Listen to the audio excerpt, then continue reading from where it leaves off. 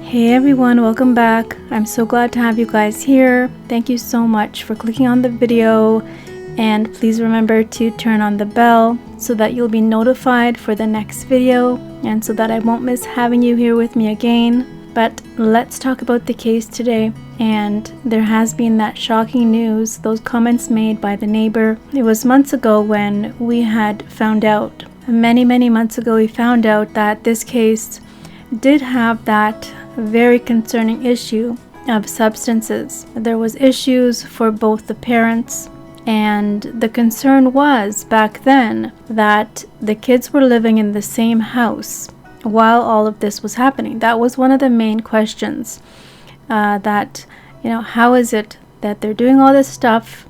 And for example, if you have someone who is drinking, who is an alcoholic, then the kids will be there while they're fighting, if they're calling the cops in over a dispute, over a fight, over whatever that's happening there. And not only that, but the concern that if there were substances being used in and around the children, in an area like a small space, for example, that house is a very small space, and the kids would be confined in there with the parents, they would have to breathe in whatever toxins that would be surrounding them and filling up that space, that house. So just imagine you find yourself, stuck there. You really can't get away. Those are your parents, and that is what they're doing. And so the concern was many months ago that, that the kids, as a bystander, they would be inhaling whatever it was, like I said, whatever substance that was being used, that they would be breathing in that secondhand smoke. Just like, for example, when you have a smoker. Now, of course, these days there's so many laws. We don't want to have to breathe in that secondhand smoke. And there are laws for that now, so that, if you are, let's say, if you're in a bar or a workplace, or if you're at a restaurant, whatever it is, then you don't have to breathe in that secondhand smoke. Whereas many years ago, back in the 70s, for example, people were free to smoke wherever they wanted.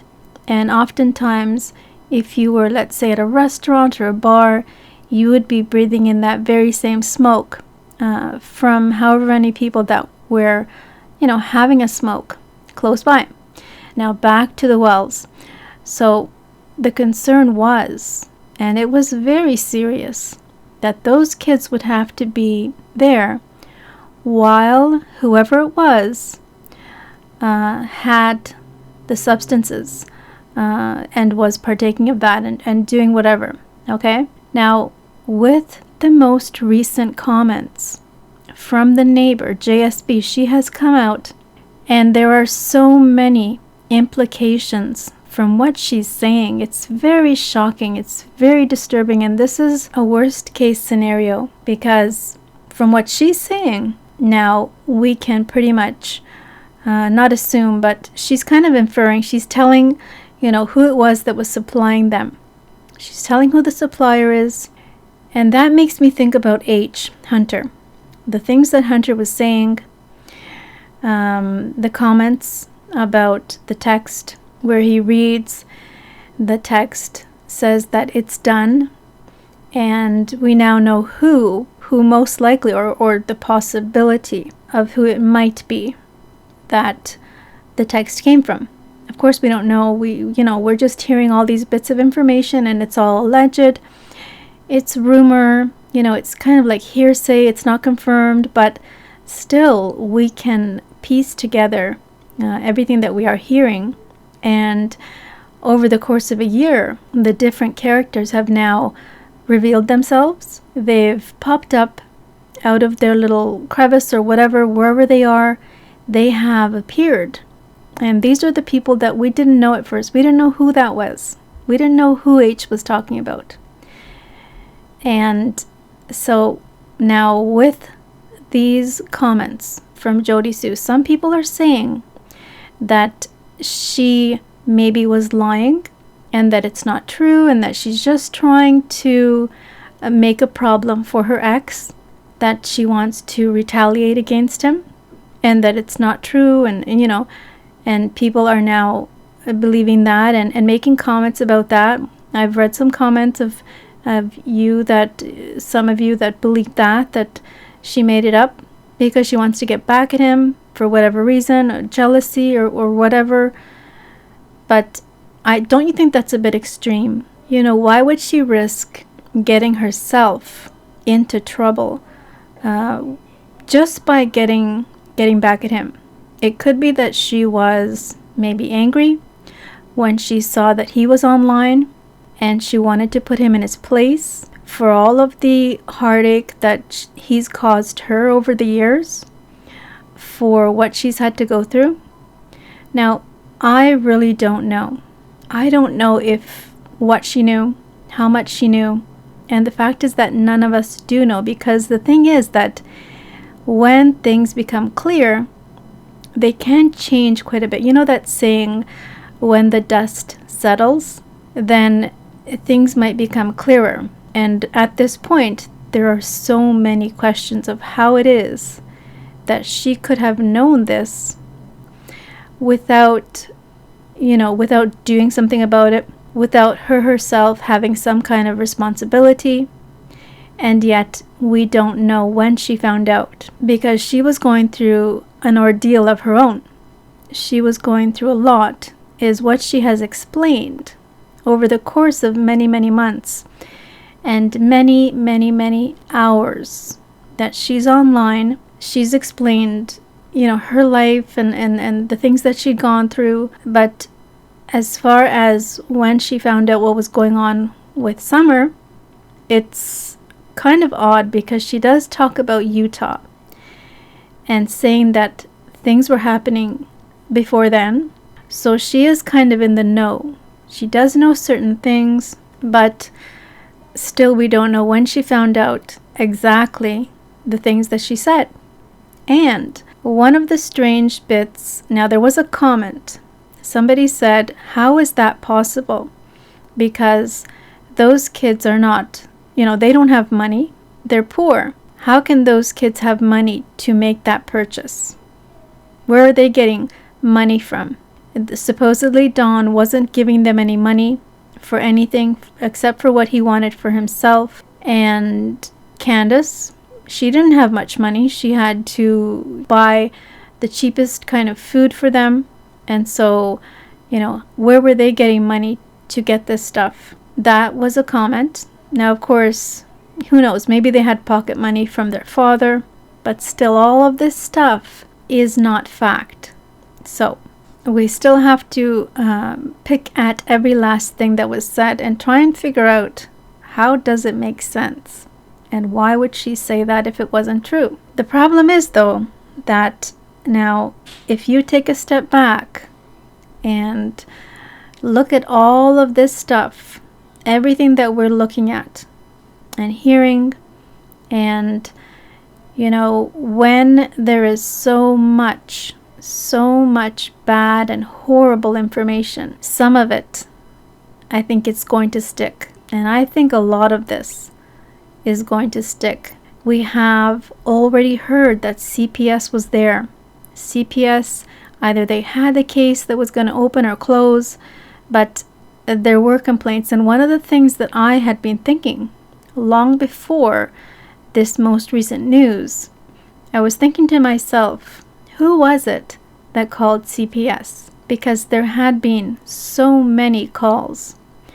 Now, I know that it could be from Allison's side, possibly from someone from that camp, but I was wondering if it wasn't from the next door neighbor, from the closest neighbor, from JSB.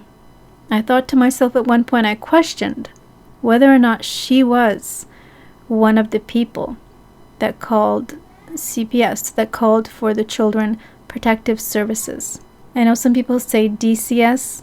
I'm not sure exactly how they say it over there, but I questioned, I wondered if she was one of those people that made that call. Maybe not. It is kind of strange that, for me, it's not clear what she thinks. if she thinks that the Wells were involved, if she thinks they're innocent. But back at the very beginning, she said that they didn't have anything to do with it. So how is that going to fit together with her most recent comments? How does she know that they didn't have anything to do with it? And now she's saying that poor Summer was dealing with a horrible situation. Horrible. That we don't want to think about it. We don't want to imagine. You know, it's just unfathomable. And it's the worst possible scenario from what she's saying. And so she has a lot of knowledge. She has a lot of information. And it's not the kind of thing that you're going to find out just in one conversation. If, for example, she was told that by her ex, then did that happen on the 15th? Would that have happened on the 14th? Did it happen on the 13th? You know, when did that happen? And how? And, you know, did he just tell her everything? Or did she overhear things? Or was it Candace that told her? And these are all things which are hearsay, alleged, and not very clear, because it hasn't been laid out in a way which, how can I say this? In a way which you can count on it and backed up. But she says something about receipts. And so I don't understand what she's talking about when she says that she has receipts. What kind of receipts are there for this kind of thing? Would that be like a page, like a check, money exchanged? What kind of a receipt would there be for her to prove that what she said is true? So that's just me. I can't understand when she says that she has receipts. Is that maybe text messages? Did somebody text her and refer to these things that she's telling us? That's pretty crazy that someone would do that. And maybe photos. Does she have some kind of a photo of something or a video of something? A conversation maybe that she recorded? You know, did she do that? Or I don't know. I don't know what she means when she says that she has receipts. Now, this has taken the case into a whole new realm, into this kind of like a Pandora's box. She's opened the box. She has said these things.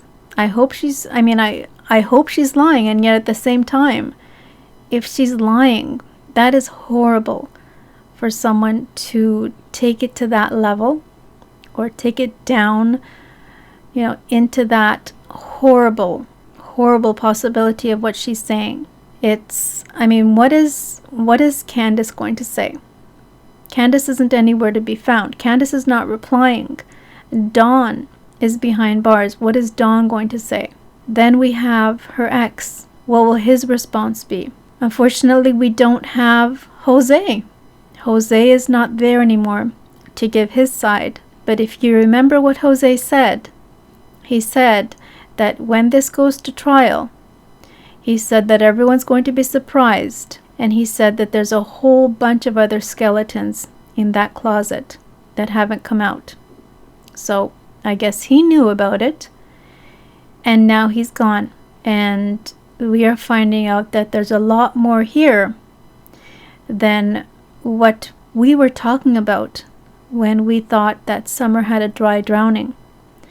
That is an accident. That's a whole lot different from this conversation, from this whole story which JSB is bringing out, and now she's telling us. And I don't even know what to say. And a lot of you, there was one comment, it was so simple, it said, I don't even know what to say. And I thought to myself, my God, I don't know what to say either. I don't know what to think. I don't know what to say. It's horrible. It's simply horrible. Now, did you guys notice, I'm not sure if you watched the live after she did that. She did a live and she said that she already spoke to the feds, that they already know all of this stuff. And of course that makes sense, that she did get interviewed, that they spoke to her already.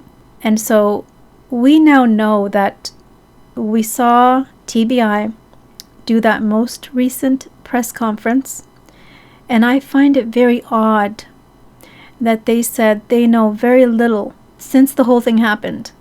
They said that they know very little. But this case is unlike others. It's very unusual. But now we know that they have this information.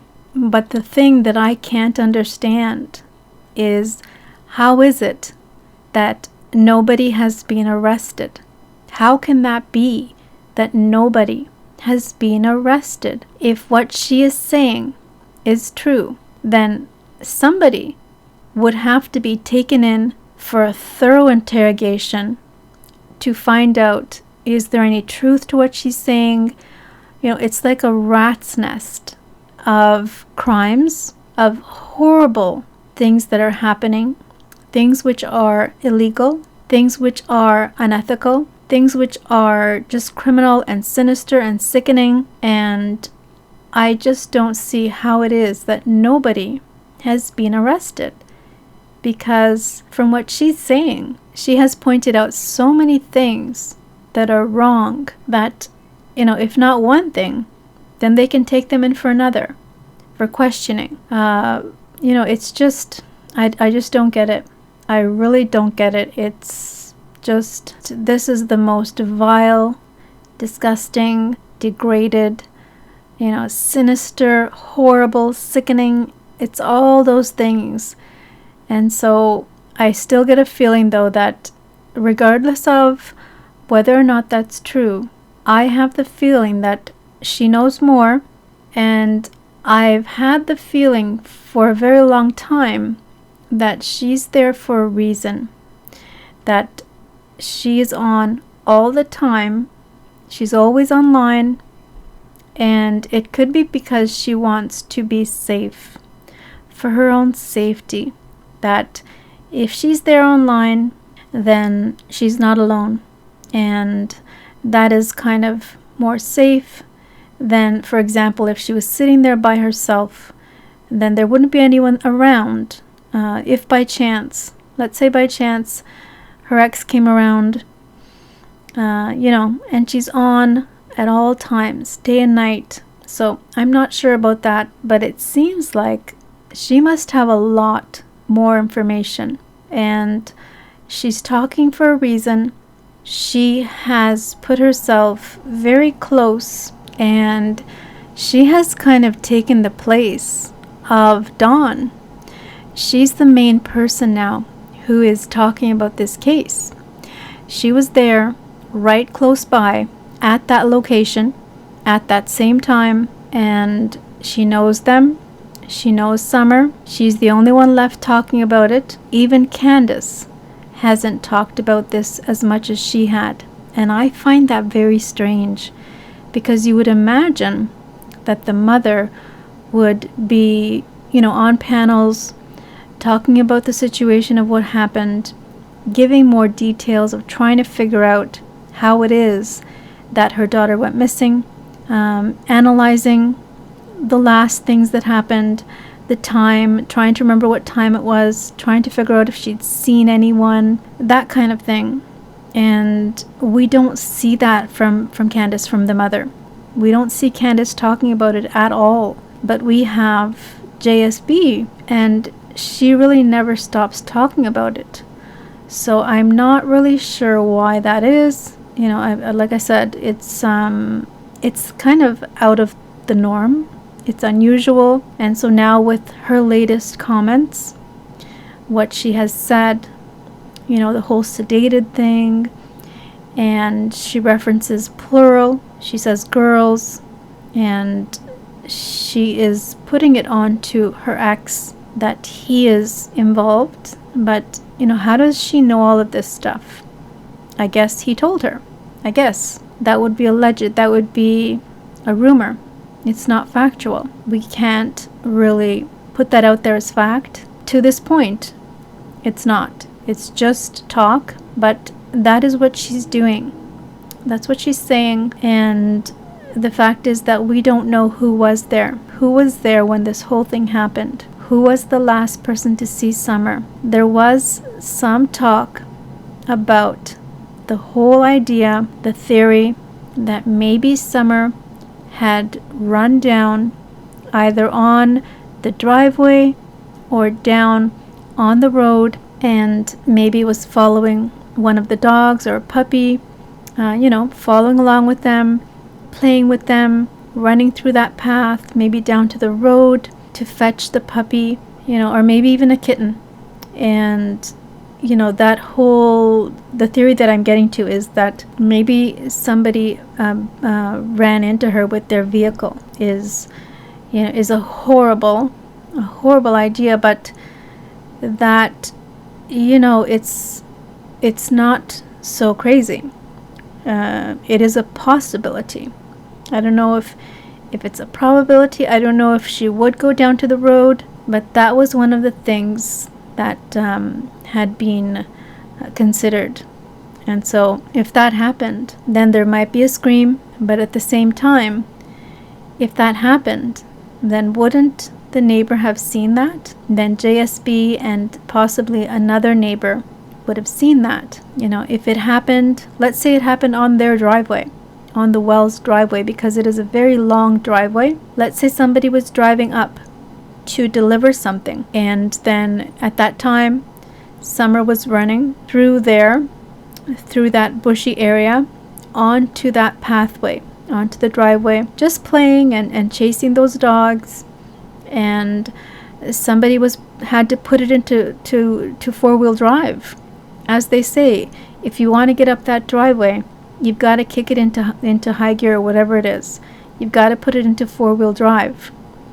And so they would have to push that pedal down to get up that hill. And if it was, if by chance Summer was running across that driveway, if they ran into her, then what? Then what?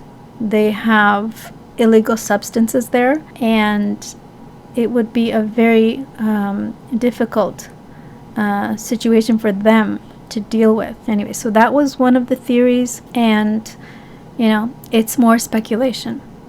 Now, I don't like it when they try and blame this on the kids, because even when you see those photos of those kids, they're just young, innocent kids. You really can't blame them for whatever it is, because the parents will be there. They're supposed to be there to make sure that if something is happening, then they can handle that situation. It doesn't seem to me, from what I saw, from those photos that I saw, it doesn't look like one of them injured Summer.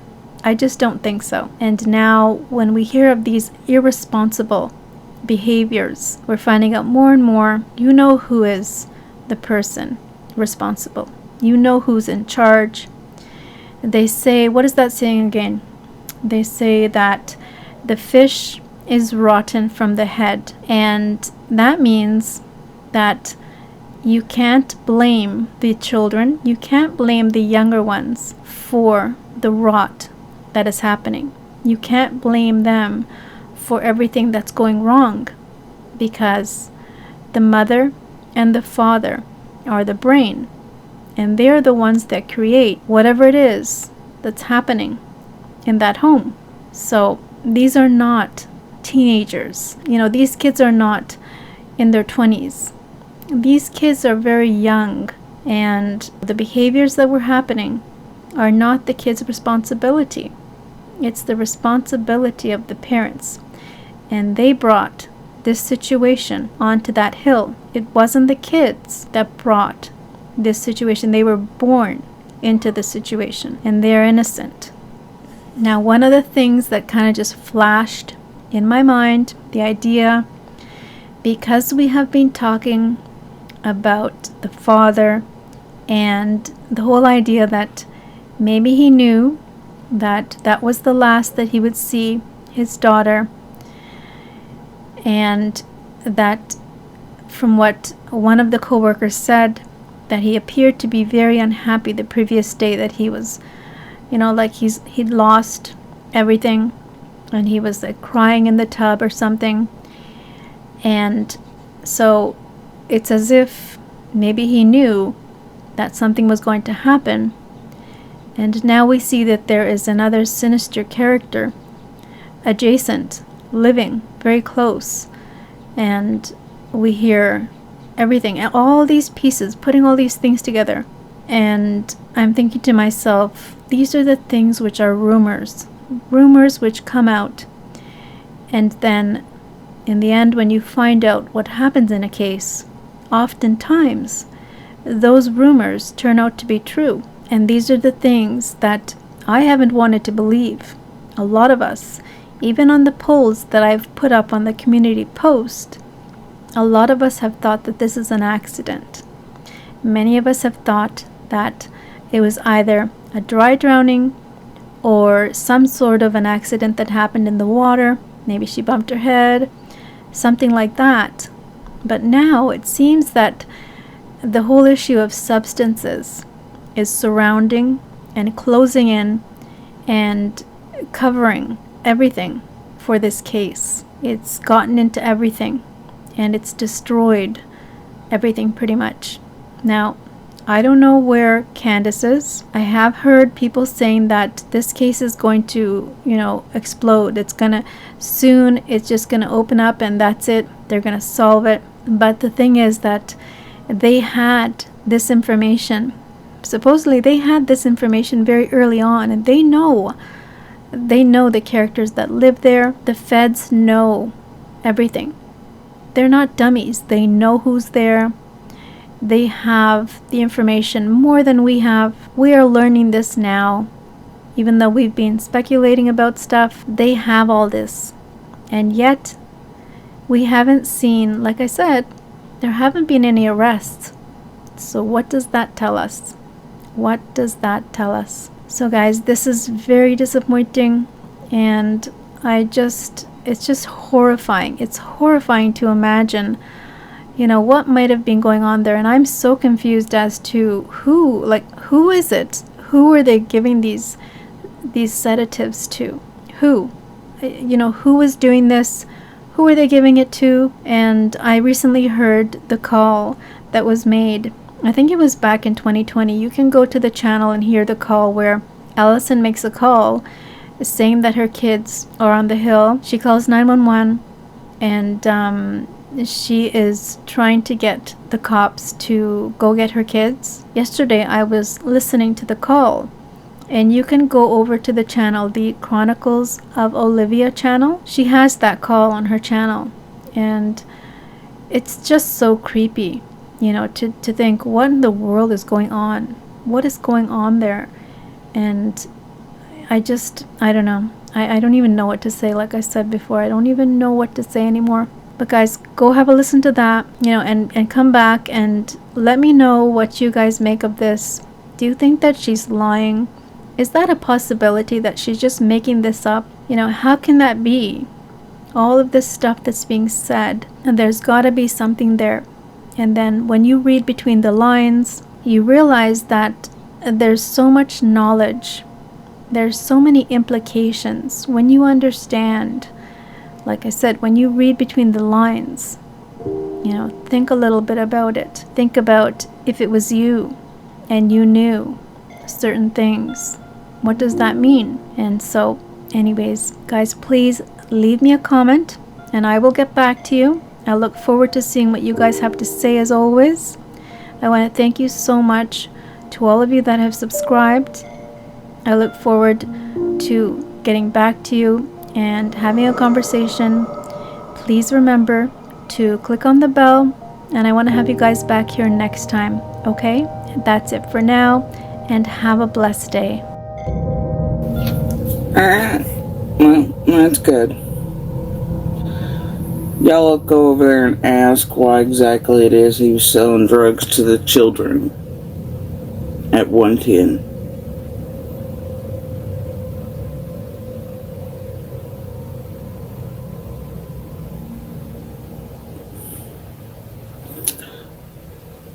Why he was potentially causing little girls over there to be sedated and to be touched with the shit he was selling them over there. Go ask. Because I had fucking questions.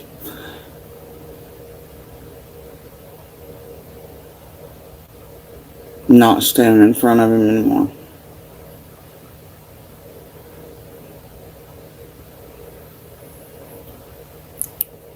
Yeah. And I found about a few days before all the shit went down. I'm not kidding, dude. And I got the fucking receipts on it. And I'm sure law enforcement does as well.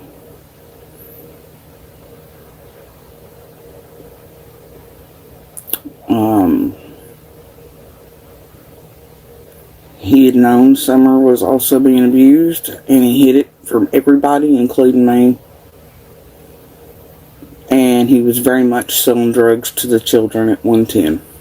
And to Candace for those children. Now, what all that was, I don't know. But I do know it was happening. And I very much think it plays a role in what was happening to other little girls over there. And I very much do think that it could be part of why Summer looked so asleep. Is maybe possibly Candace giving her the shit Andy was selling to her. So go ask.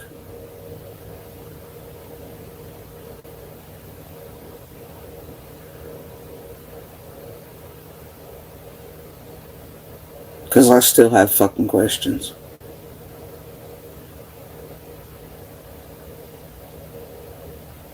And I think that it was occurring since before the Utah trip.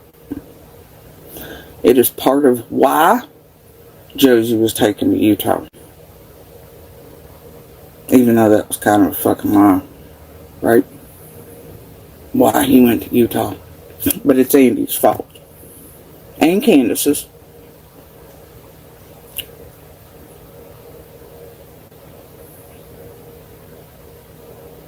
You remember Candace saying Josie was, or Alice, or one of them talking about how Josie was using, and it was the reason he was taken. It's not the reason Josie was taken out there.